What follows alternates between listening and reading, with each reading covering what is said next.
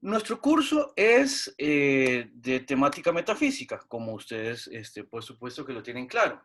Ahora, el punto es que la metafísica, como parte que es de la filosofía, se va a relacionar también con otras partes de la filosofía, con las cuales también tenemos que, vamos a ver, a mí me gusta decir que tenemos que hacer una especie como de control, no sé, en paralelo, un control horizontal, digamos, van ahí codo a codo ciertas preguntas, ciertas perspectivas con las cuales uno tiene que tener cuidado, digamos, a la hora de ir hablando de cosas en metafísica, ¿verdad? Y es que, vamos a ver, hay una relación que uno puede ir rastreando entre metafísica, epistemología y lógica a lo largo de los temas que uno está discutiendo, que es importante. Y vamos a ver por qué, ¿verdad? Primero que nada, habíamos visto que la metafísica se hace ciertas preguntas, entre otras cosas, se hace preguntas ontológicas, se hace preguntas sobre las cosas, y en ese sentido es importante entender que las preguntas que se va haciendo de índole metafísica, uno se las va respondiendo, o los autores se las van respondiendo, o las propuestas, o las teorías, o las perspectivas se las van respondiendo de una determinada manera, como una manera de ofrecer una explicación ante aquel fenómeno, aquella circunstancia, aquella cosa sobre la cual se está preguntando. Entonces, una vez que ofrece esa perspectiva, esa hipótesis, esa manera de explicar, se compromete de alguna manera con explicar, ahí si la pregunta es ontológica, por ejemplo, se pregunta por el ser de las cosas. O sea, cuando nos preguntamos por el ser de las cosas, nos estamos preguntando, nos estamos diciendo a nosotros mismos qué es la cosa, qué es aquello sobre lo cual nos estamos preguntando algo. ¿Verdad? Algo tan sencillo como tener una perspectiva a propósito de lo que es cualquier cosa. No importa qué sea de lo que estamos hablando, uno se hace preguntas de esta índole a cada rato. Por ejemplo, ¿qué es una silla? ¿Ya? ¿Qué es la silla? Por ejemplo, ¿qué es? No sé, ¿qué es una cosa desarrollada plenamente? ¿Qué es otra cosa incipiente? Por decir algo, podemos preguntar qué es el cambio, podemos preguntar qué es la permanencia, podemos preguntar un montón de cosas. Habíamos visto un montón de preguntas en la clase pasada que son preguntas típicas de la metafísica. ¿Qué es el ser? ¿Qué es existir? ¿Qué es la existencia? ¿Qué es material? ¿Qué es inmaterial? Ahora, vean que uno cuando hace preguntas metafísicas termina comprometiéndose con una explicación a propósito de eso. Por ejemplo, cuando uno dice qué es la cosa, bueno, pues uno dice esto es de lo que estoy hablando. También podemos preguntarnos por qué la cosa es, por qué la cosa existe, ¿verdad? Leibniz abría sus preguntas metafísicas con aquello de que ¿por qué es que existe el ser y no la nada? ¿Verdad? Porque es que hay ser y por qué es que hay cosas y por qué no es el caso que simplemente no existió nunca nada. ¿Por qué? ¿Verdad? Ahora, una vez que tenemos enfrente aquello sobre lo que nos estamos preguntando, también podríamos decir, ¿por qué esta cosa es esta cosa y no otra? ¿Por qué la silla en la que yo me siento es esa silla y no una naranja, por así decirlo? Y vean que de repente uno puede decir, estas preguntas, ¿qué sentido tienen? Bueno, tienen todo el sentido del mundo, ¿verdad? En el sentido de que uno se relaciona, uno se relaciona con las cosas una vez que en principio sabe qué son. Y la metafísica tiene preguntas sobre las cosas que nos permiten preguntarnos qué son las cosas. Y en función de eso, entender qué son y por qué no son otra cosa. No sé si esto está quedando poco claro. Vamos bien hasta el momento. Sí, profe. Bien, gracias. Ahora, otra cosa que es importante es la preocupación epistemológica que podemos tener una vez que estamos planteándonos preguntas sobre las cosas. Vamos a ver, la pregunta metafísica, la pregunta ontológica, que ahorita estoy reduciendo metafísica a ontología, eso no es así, ¿verdad? O sea, no, la pregunta ontológica no es la única pregunta que hacemos en metafísica, pero no importa. Para lo que estoy tratando de explicar es suficiente con esa reducción. La pregunta ontológica, la pregunta metafísica, se pregunta por aquellos fundamentos, aquellas primeras preguntas, ¿verdad? En este caso, me pregunto por el ser de la cosa. Ahora, la pregunta epistemológica, la preocupación epistemológica, lo que me hace es cuestionarme cómo es que yo conozco lo que digo conocer de las cosas. O lo que digo saber en general de las cosas, del mundo, de mí mismo, de lo que conozco, de lo que sé, etcétera, etcétera. ¿Verdad? Entonces, la epistemología ya no pregunta por las cosas directamente, sino que pregunta por nuestra manera de conocer las cosas. O sea, ¿cómo puedo yo saber efectivamente, ¿cómo puedo yo estar seguro del conocimiento que tengo sobre las cosas? ¿Cómo sé yo que la silla en que me siento es una silla y no otra cosa? ¿Cómo lo sé? ¿Cómo lo sé? Incluso más allá de simplemente decir, bueno, pues lo sé porque es esa silla y ahí me senté. Me explico, o sea, el punto es, ¿cómo puedo yo tener seguridad o cómo podemos tener seguridad de las respuestas que le damos a las preguntas que nos hacemos cuando estamos en el ámbito metafísico? Una vez que yo me hago las preguntas epistemológicas, entonces yo lo que hago es que reviso, por decirlo de alguna manera, critico, por decirlo de otra, las respuestas que le doy a esas preguntas, critico y me pregunto también sobre las preguntas mismas, ¿verdad? De modo que entonces yo pueda también dar una explicación, digamos que satisfactoria, eso es lo que deseamos, ¿verdad? A propósito de las respuestas que di en primer lugar en el ámbito metafísico. Por ejemplo, entonces yo tengo que saber responder qué se puede conocer de las cosas. También tengo que saber responder a propósito de cómo sé que la cosa efectivamente existe. También cómo sé que esa cosa es esa cosa y no otra cosa. ¿Me explico? Vean aquí una relación importante. Sería muy extraño que yo pueda responder qué es la cosa y que no pueda responder cómo puedo conocer esa cosa de esa manera. O sea, vamos a ver. Una de las grandes discusiones que tiene uno en relación, vamos a ver, en un tema tan difícil como el tema del alma, que ha sido un tema tradicional en el pensamiento, digamos, ¿qué es un alma? ¿A dónde está? ¿Cómo es que existe? ¿Y cómo es que yo defiendo que exista? Bueno, desde el punto de vista metafísico, hay muchas propuestas que sostienen la existencia de algo como el alma. El problema es que cuando nos vamos a revisar eso desde el punto de vista epistemológico, llegamos a topar con cerca. ¿Por qué? Porque no tengo una manera eficiente de poder mostrar con seguridad, con certeza, que lo que yo digo que es el alma puede ser conocido de esa manera y por eso yo puedo tener seguridad a propósito de lo que es el alma. No sé si me doy a entender a propósito de este problema.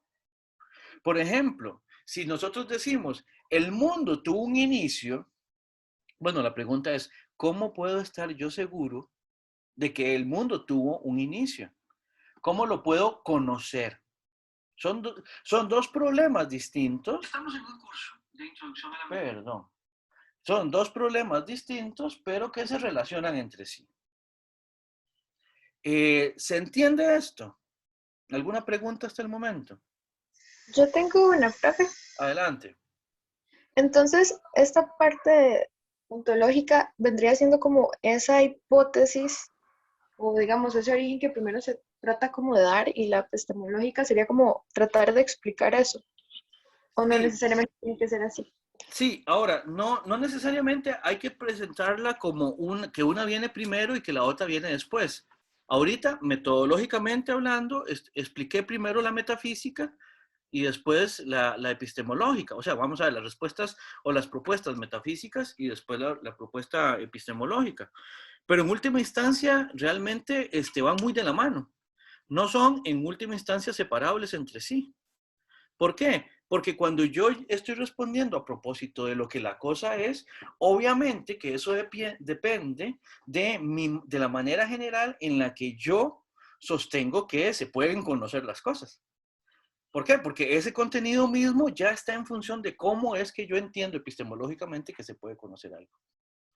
Entonces, lo que pasa es que son dos ámbitos que se relacionan mucho entre sí.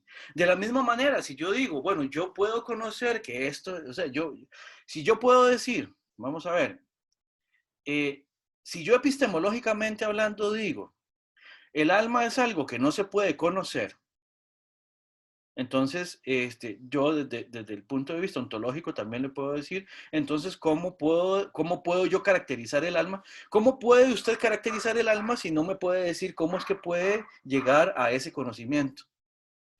Voy a decir algo que es crítico, por ejemplo, de ciertas áreas de conocimiento o ciertas áreas del quehacer humano, ¿verdad?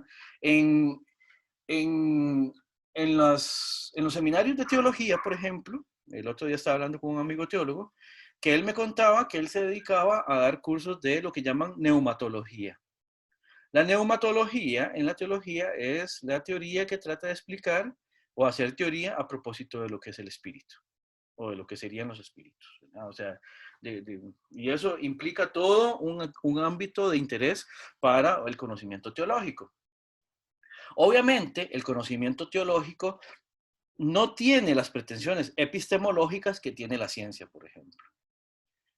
Pero si uno ve, digamos, que empiezan a describir ciertas cosas, por ejemplo, de qué es un espíritu, por ejemplo, que en neumatología, uno de los espíritus que más estudian, obviamente, o que más explican es el Espíritu Santo. Y uno les pregunta, ¿y cómo pueden estar seguros que el Espíritu Santo se comporta de una manera que describen determinadamente si no pueden responder cómo es que ese conocimiento efectivamente se genera, epistemológicamente hablando? Entonces ahí entramos en un punto donde evidentemente la teología, pues, parte del hecho de que no tiene la necesidad de explicar epistemológicamente aquellos contenidos sobre los cuales trata.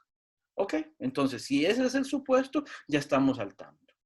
En filosofía, las preguntas epistemológicas sí se relacionan con las preguntas ontológicas porque a partir de detectar un problema en lo epistemológico, se podría eventualmente ir a revisar, a corregir o a dejar de lado una explicación ontológica, una explicación metafísica.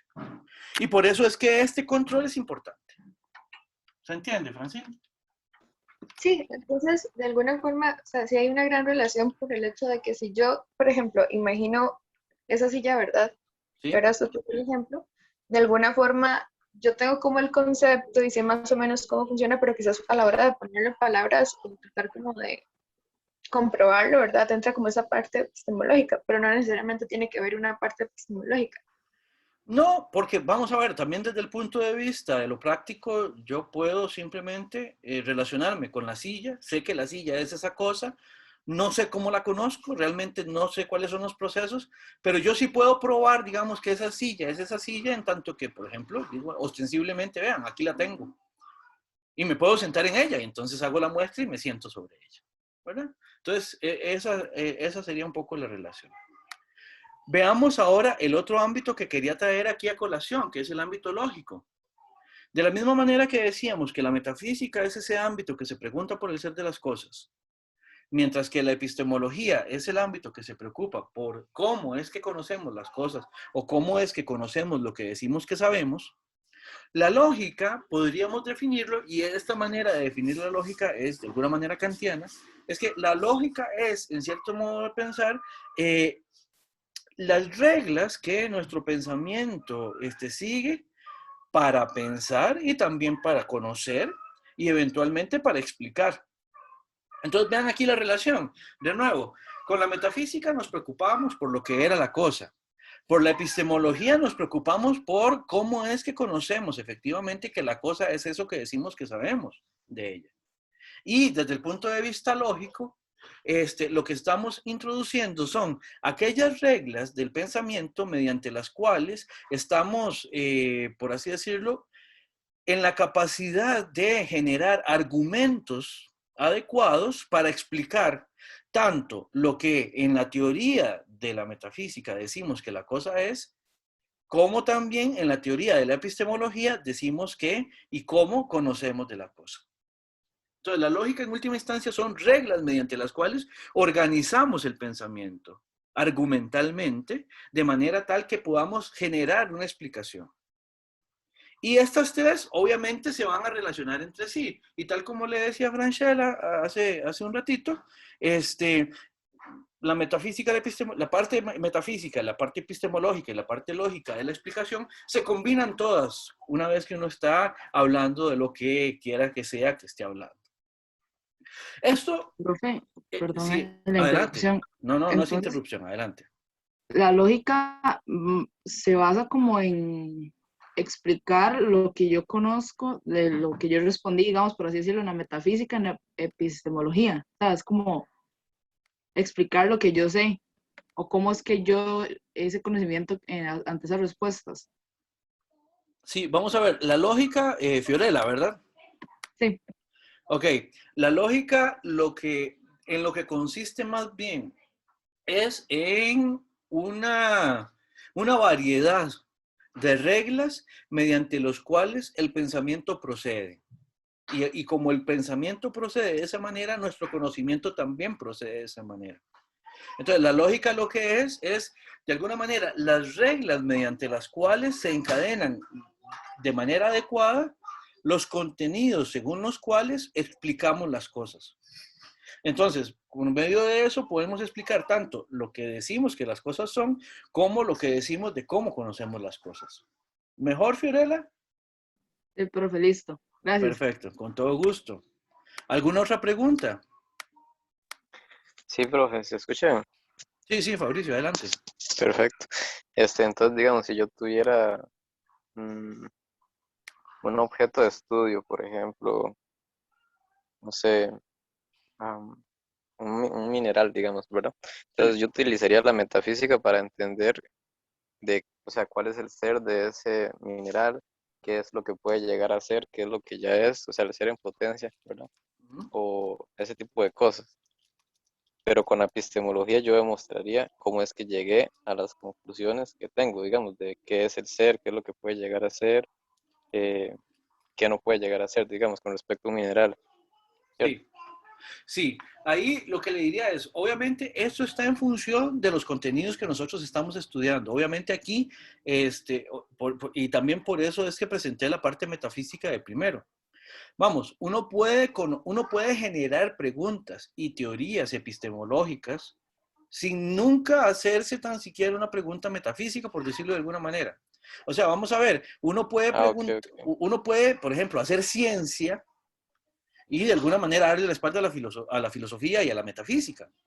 No es, o sea, vamos a ver, ayuda, pero no necesariamente tiene un científico que esté haciendo preguntas metafísicas. Por ejemplo, un biólogo se va, qué sé yo, un botánico se va al bosque y de pronto lo que está es tratando de darle seguimiento a una comunidad, digamos, de plantas o de árboles o lo que sea. Ahí se hace preguntas también epistemológicas. El punto es, Fabricio, aquí, recuerde, aquí lo que estamos es tratando de darle un seguimiento a las preguntas epistemológicas que van de la mano con las preguntas metafísicas y cómo la lógica también va de la mano con esas preocupaciones, con esas propuestas metafísicas.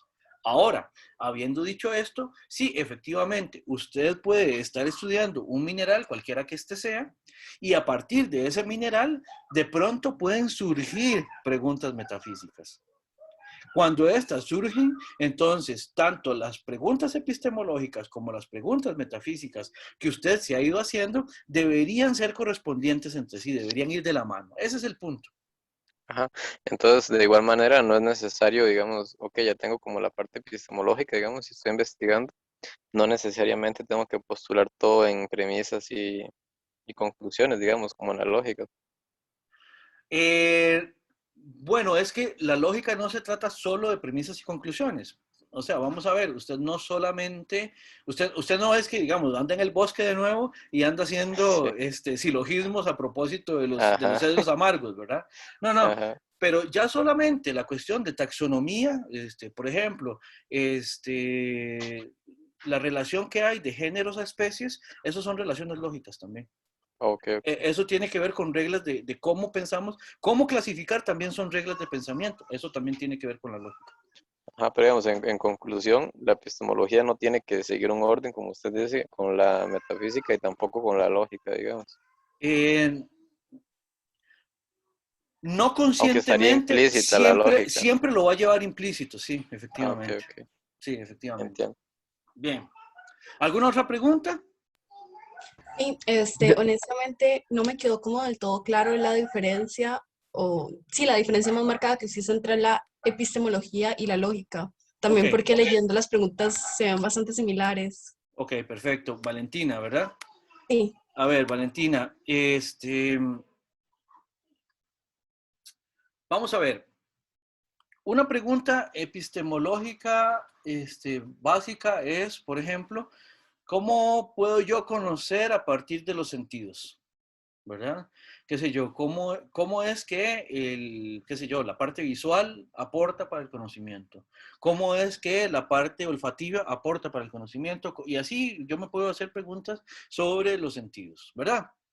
Ahora, la explicación que yo voy a hacer, y de hecho, la explicación que yo estoy haciendo en este momento sigue un tipo de orden, bueno, eso espero, ¿no? espero que vaya encadenada, digamos, ciertas ideas, de manera tal que la explicación de alguna manera va evolucionando, va desarrollándose, mejor dicho, tal vez mejor, a partir de ideas que van potenciando, digamos, contenidos ulteriores, ¿verdad?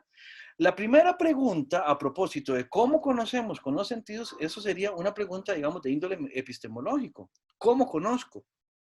Y la preocupación, digamos, de que las ideas estén bien encadenadas para poder hacer una explicación adecuada, eficiente, clara de esto, eso tiene que ver con reglas lógicas, no con preguntas epistemológicas en primer lugar, sino que son las reglas del pensamiento, las reglas de la lógica, las reglas según las cuales encadeno los contenidos, las que me permiten hacer esa clara explicación o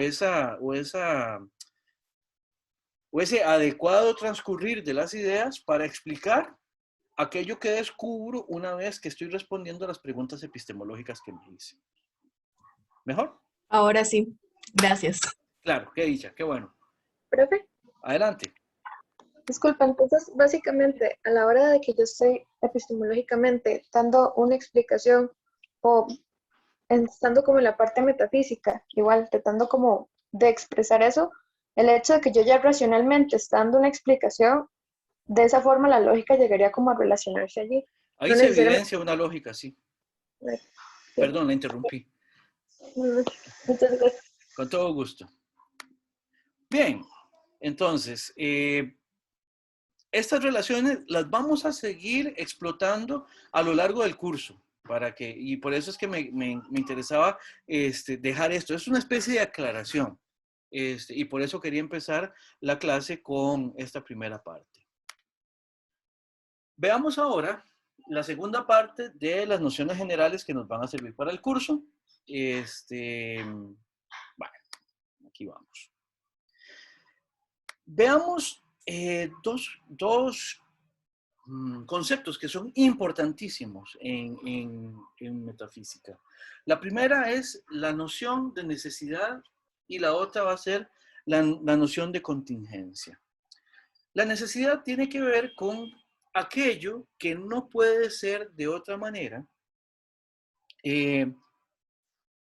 la necesidad es lo que hace, ¿verdad? Que algo no puede hacer de otra manera. Algo necesario es algo que no puede no ocurrir, que no puede no estar o que no puede ser de la manera en que se da, efectivamente, ¿verdad?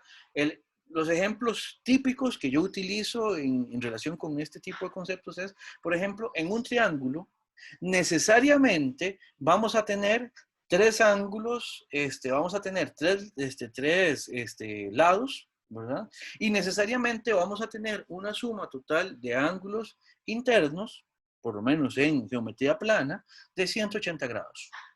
¿Correcto? O sea, no podemos pensar, es necesario que haya por lo menos tres lados y además no más de tres lados para que estemos hablando de un triángulo, ¿verdad? Ahora, lo contingente es aquello que podría ser de otra manera sin que eso traiga un menoscabo en que la cosa sea, por ejemplo. Nos devolvemos otro poquito. Si tenemos un triángulo, es necesario que ese triángulo tenga tres lados, tres ángulos, ¿verdad? Si no tenemos eso, necesariamente deja de ser un triángulo aquello que tenemos al frente, ¿verdad? Ahora, desde el punto de vista de la contingencia, podemos tener el triángulo, ¿verdad? Y podemos tenerlo de muchas presentaciones. Esas presentaciones son contingentes. ¿Por qué? Porque siempre que se cumpla en el triángulo aquello que es necesario, hay cosas que pueden variar en su manera de ser. Por ejemplo, un triángulo puede ser un triángulo rectángulo o puede no serlo. Que lo sea es meramente contingente. Un triángulo puede, puede ser regular, o sea, puede ser equilátero, perdón, ¿verdad? O puede no serlo. Que sea equilátero no es, o sea, vamos a ver, la característica según la cual entendemos que un triángulo es equilátero es contingente al triángulo. Si lo pudiéramos modificar de alguna manera, o podemos decir así, puede haber triángulos no equiláteros, ¿verdad? Sin que eso sea un problema para la existencia de los triángulos. ¿Qué otra cosa? Los ángulos internos de un triángulo pueden contingentemente ser iguales entre sí o pueden ser diferentes entre sí. Eso no es una característica necesaria para definir que un triángulo sea un triángulo, ¿verdad? O sea, que los ángulos tengan una medida específica, ¿verdad? Pero que sean tres sí es una característica necesaria para que el triángulo sea aquello que estamos entendiendo como triángulo. Entonces, la necesidad y la contingencia se oponen entre sí, ¿verdad? Lo que es necesario no es contingente y a la inversa también, lo que es contingente no puede ser necesario. El otro ejemplo, la modalidad de este curso es virtual y no presencial. ¿Qué quiere decir esto? Que los cursos de la Universidad de Costa Rica contingentemente pueden ser o presenciales o virtuales. Pero no es ni la virtualidad ni la presencialidad lo que hace que un curso de la Universidad de Costa Rica sea un curso de la Universidad de Costa Rica. ¿Se entiende? ¿Preguntas con esta distinción? Clarísimo todo. Muy bien, profe. Bien, veamos entonces otros conceptos. El concepto de inmanencia y de trascendencia. La inmanencia la vamos a entender como una suerte de inherencia, ¿verdad? Es una característica, un rasgo de aquello que existe, que opera, que se entiende, que es, ¿ya? Interior, por eso decimos inherente, que juega por dentro, por decirlo de alguna manera, de ciertas limitaciones que a donde están contenido aquello a lo que se refiere, ¿verdad? Por ejemplo, cuando decimos que el universo no necesita de un ser superior o de una primera causa que lo cree, por ejemplo, quienes no creen o quienes no creemos en un ser superior, ¿verdad? Cuando decimos que al sostener, o mejor dicho, al no explicar el universo a partir de la acción de un ser primero que lo crea, lo que estamos diciendo es que las leyes del universo tienen necesariamente que ser inmanentes. O sea, no le vienen al universo de afuera. De manera contraria o en contraposición está la trascendencia, que es ese rasgo o esa cualidad que tiene aquello que funciona por fuera de manera externa o ajena a aquello que estamos explicando. Por ejemplo, el ejemplo típico de algo que opera de manera trascendente es, por ejemplo, la noción del Dios del judeocristianismo, ¿verdad? El Dios del judeocristianismo opera, digamos, primero en una soledad absoluta, estaba ahí solito, y de pronto, según esta explicación, crea al universo. ¿Verdad? A partir de su propia voluntad, simplemente genera la creación. Dios está por fuera de la creación, está antes de la creación y no se explica con las reglas que opera todo aquello que Él crea, ¿verdad? O sea, todo lo que existe que viene de Dios es distinto de Él y opera de manera distinta de Él. Entonces ahí tenemos una explicación a donde Dios sería trascendente al universo, trascendente a lo creado. ¿Por qué? Porque está por fuera, opera con otras reglas, tiene otra naturaleza. Es en ese sentido completamente distinto. Esto va a ser también muy importante para ciertas explicaciones. Adelante. Disculpe, entonces digamos, siguiendo como esta idea de Dios, él sería inmanente y trascendente a la creación. Perdón. Digamos, siguiendo este concepto, ¿verdad?, de Dios, Sí. él sería inmanente. No, según la idea del cristianismo, Dios sería trascendente, porque está por fuera, está desde antes de la creación. Pero asimismo, Vaya pregunta, muchacha. Dios es inmanente a sí mismo. Vamos a ver. Híjole, podríamos decir que todas las cosas son inmanentes a sí mismas. Uf, podría ser, digamos, me parece que sí, en el sentido de que, sí, yo no opero, por ejemplo, por fuera de las regularidades que me explican, ¿verdad? Sí, desde esa manera de entenderlo, sí.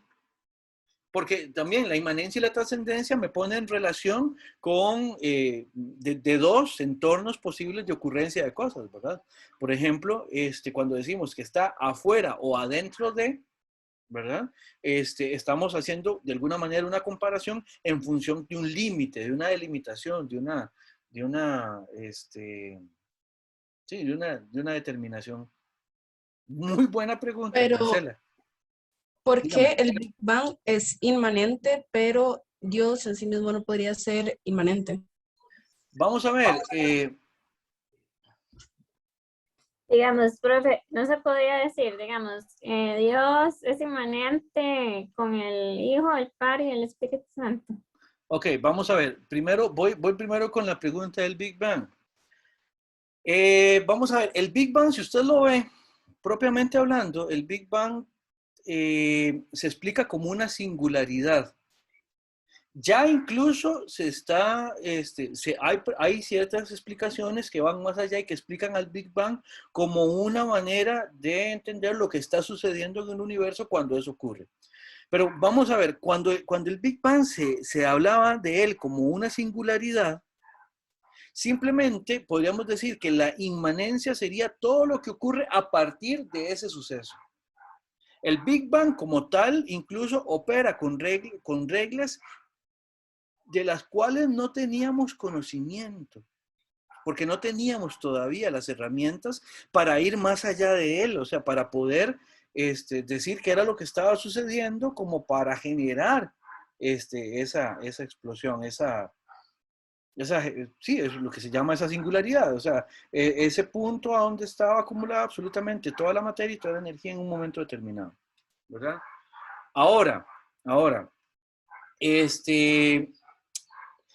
lo de ser inmanente a sí mismo, vamos a ver, es simplemente en función de ese punto de referencia que estaba diciendo anteriormente. O sea, establecemos una determinada delimitación y en función de esa delimitación, si las cosas operan por fuera de esa delimitación, es que son trascendentes a la delimitación. Si operan por dentro, serían entonces inmanentes. ¿Se entiende? No ubico quién fue que hizo esa pregunta del Big Bang. Y yo, honestamente, le voy a ser muy honesta, no del todo. O sea, no me quedó como claro del todo, pero... Ajá. Profe. Perdón, nada más, Valentina, ¿verdad?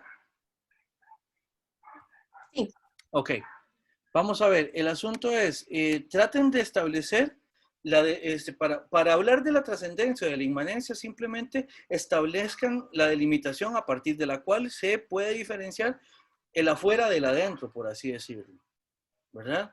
Entonces, el Big Bang sería inmanente solamente a partir de que ocurre. Lo que está antes del Big Bang sería anterior a él y por tanto estaría fuera de él y por lo tanto sería trascendente a él. ¿Me explico, Valentina? Sí, ahora sí. Mejor o mejor ni le cuento. Perdón, hay dos preguntas en fila. Tengo la otra pregunta que es sobre Dios, que la hizo... Tampoco ubico quién la habrá hecho. ¿Me la podría responder, por favor? Repetir. Digamos, bueno, en la religión católica, Sí. si Dios es inmanente a sí mismo por el Padre, el Hijo, el Espíritu Santo.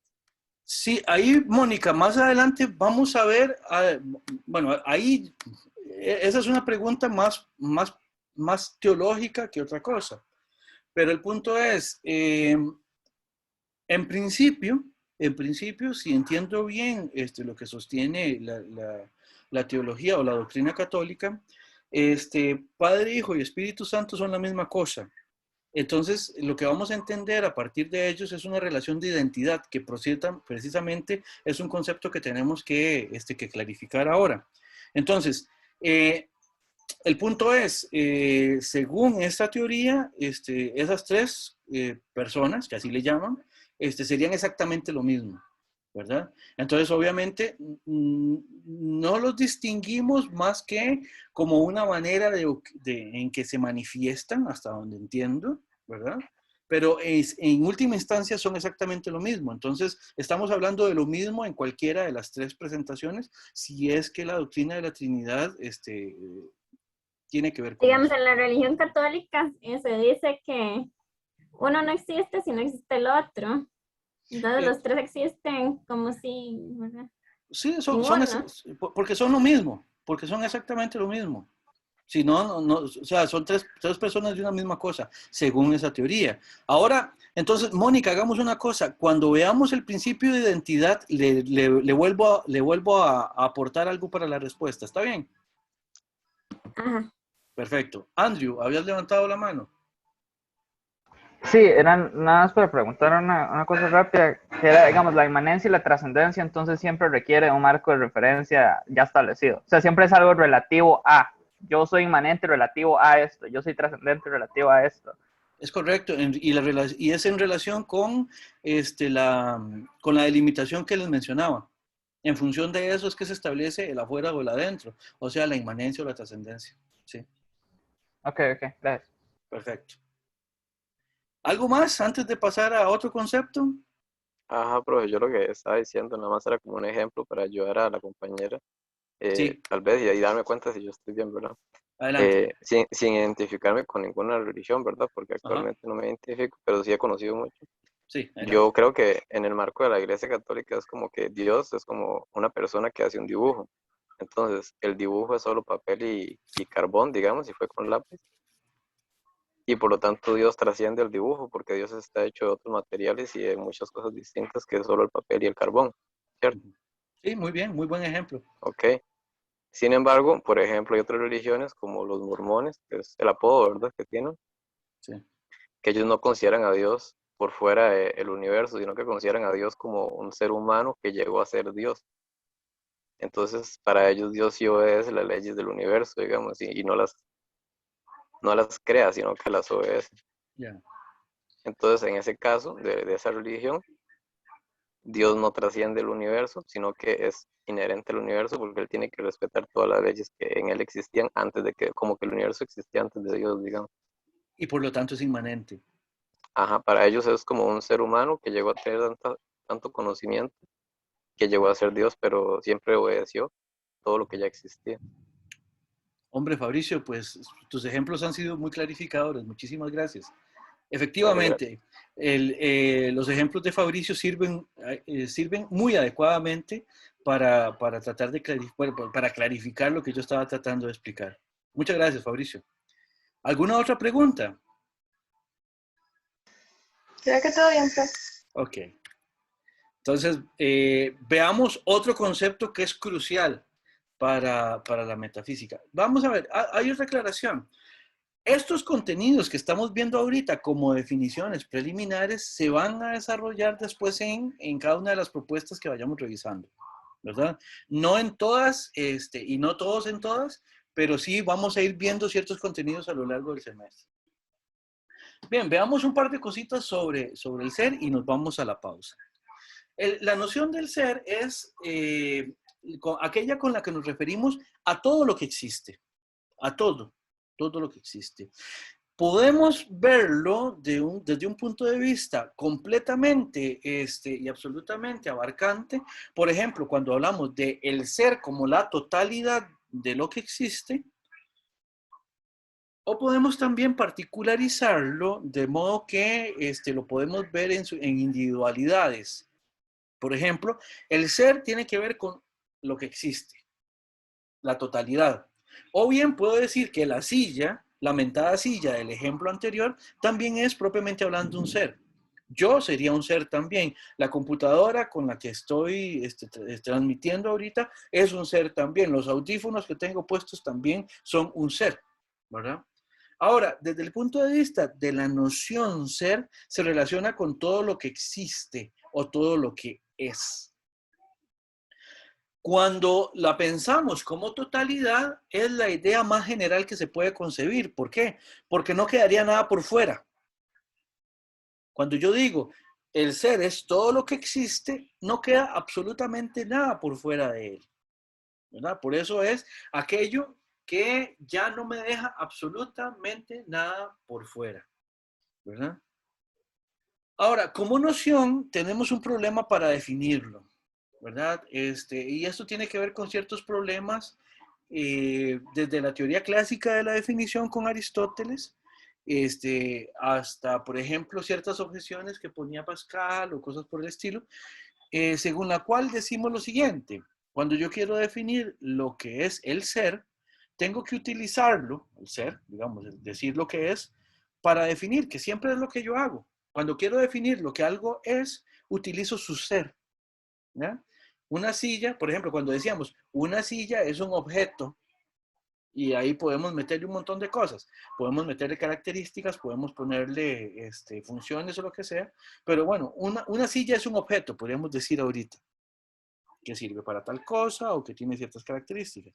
Cuando yo digo es un objeto, ahí estoy utilizando la noción de ser. Ahora, cuando yo voy a definir el ser, necesito hacer lo mismo. Entonces yo tengo que decir, el ser es tal cosa. Y entonces se vuelve circular. Sí, adelante. Yo tenía una pregunta, es que dice que la noción se refiere a todo lo que existe. Yo sé, o sea, yo cómo sé que existe y que no, o sea, ¿por qué la nada no podría existir? Porque la nada no es absolutamente nada. Vamos a ver, la nada sería una manera mediante la cual, y esto es una cuestión que lo posibilita nuestra manera de hablar, ¿verdad? Pero la nada es una absoluta ausencia. Y la nada, siendo una absoluta ausencia, no es cosa Es que he alguna. escuchado mucho la frase de no es nada. Y ella le están definiendo como es. Sí, efectivamente. Aristóteles es el que va a decir que incluso cuando decimos que el no ser no es, o sea, que la nada no es, tenemos que recurrir al ser. Esto también tiene que ver, Valentina, ¿verdad? Esto tiene que ver con la manera en que nosotros pensamos y conocemos. Es un problema también de nuestra manera de conocer. Nosotros, para poder explicar que la nada no existe, tenemos que mencionarla. Pero no porque la mencionemos le estamos dando un contenido como cosa, sino simplemente lo que estamos diciendo es que es esa absoluta vacuidad. Ven, de nuevo, es una absoluta vacuidad. Es una absoluta ausencia, pero es algo que no está. Por eso la nada no existe. ¿Más claro? ¿Menos claro? Profe, entonces en este caso más bien habría que hacer una pregunta epistemológica, digamos, habría como que fijarse entonces cómo conocemos lo que conocemos, como dar la vuelta, digamos, y enfocarnos en cómo estamos conociendo para poder, ¿verdad? Efectivamente, efectivamente. Y a partir de eso es que podemos, por eso es que podemos decir, nosotros propiamente hablando, podemos explicar lo que son las cosas que sabemos que existen. Y de la nada, lo único que podríamos saber es que no existe. Adelante. Y una pregunta, digamos, el problema de que propiamente no se puede definir es como, yo es que, bueno, pues hablo español e inglés, entonces no sé si tal vez en otros idiomas se topa uno con la misma barrera de que el concepto está acuñado, eso que dice que el concepto está acuñado con un verbo que se necesita para hacer la definición, si eso, pues, se extiende a otros idiomas o es propiamente una limitación del español o si hay alguna otra forma que alguien haya dicho, mira, esto es una forma, no sé. Ya. Muy linda pregunta. Vamos a ver.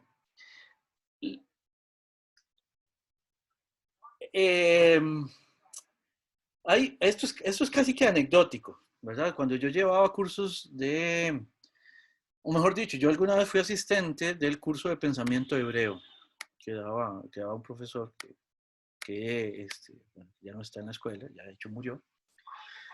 Y él nos explicaba algo interesante a propósito de la lengua hebrea.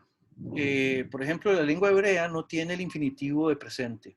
Por ejemplo, en la lengua hebrea no se puede decir ser, así como infinitivo de presente. Él suscribía una explicación según la cual eso de alguna manera perfilaba el pensamiento hebreo en contraposición con el pensamiento, por ejemplo, griego. Los griegos, que sí tienen el infinitivo del verbo ser, que es el verbo einai, es en ellos o en esta cultura que surge la preocupación por el ser. Entonces, vean que la capacidad lingüística de alguna manera también genera la capacidad explicativa en función de un concepto abstracto que es tan abstracto como el concepto de ser. Entonces, sí, Paulina, el asunto con las capacidades lingüísticas, con la capacidad que dan los idiomas también para generar representaciones abstractas de las cosas y conceptos, por medio de conceptos abstractos, también de alguna manera condiciona nuestra manera de explicar las cosas. Sí, efectivamente. Un ejemplo sería como en inglés el verbo, tienen el verbo to be que significa ser y estar, que puede ser el ser, la esencia, pero también el estado. Sí, efectivamente. Y eso, cuando uno está aprendiendo, especialmente cuando algunas personas que utilizan el verbo ser como ser o estar, ¿verdad? Cuando están aprendiendo español, tienden a confundir mucho ser con estar, ¿verdad? Porque para ellos, en su idioma natal, no hay esa distinción. Ahora, volviendo al contenido metafísico del problema del infinitivo con el cual nos referimos al ser, efectivamente está condicionado lingüísticamente y tiene ciertas limitaciones lingüísticas, como todo lo que explicamos, ¿verdad? También hay condicionamientos lingüísticos para poder generar las explicaciones. Perdón, a las preguntas que he respondido, ¿todavía quedan algunas dudas? Profe, en mi caso súper claro. Ok. Perfecto. Muy bien. Entonces, ¿qué les parece si hacemos la pausa? Ya, de hecho, nos pasamos. Vamos a hacer una pausa de 10 minutos a partir de este momento y volvemos después con lo que resta de los contenidos de hoy.